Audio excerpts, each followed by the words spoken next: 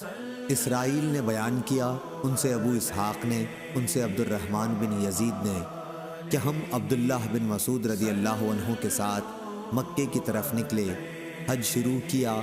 پھر جب ہم مزدلفہ آئے تو آپ نے 2 نمازیں اس طرح ایک ساتھ پڑھیں کہ ہر نماز ایک الگ اذان اور ایک الگ اقامت تھی، اور رات کا کھانا دونوں کے درمیان میں کھایا۔ پھر طلوع صبح کے ساتھ ہی آپ نے نماز فجر پڑھی۔ کوئی کہتا تھا کہ ابھی بھی صبح صادق نہیں ہوئی، اور کچھ لوگ کہہ رہے تھے کہ ہو گئی۔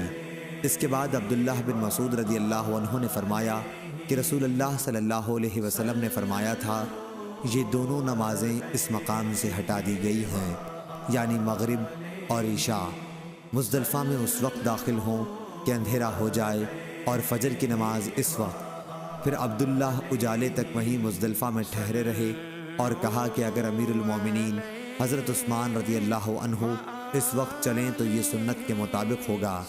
حدیث کے راوی عبد الرحمن بن یزید نے کہا، میں نہیں کہہ سکتا کہ یہ الفاظ ان کی زبان سے پہلے نکلے یا حضرت عثمان رضی اللہ عنہ کی روانگی پہلے شروع ہوئی۔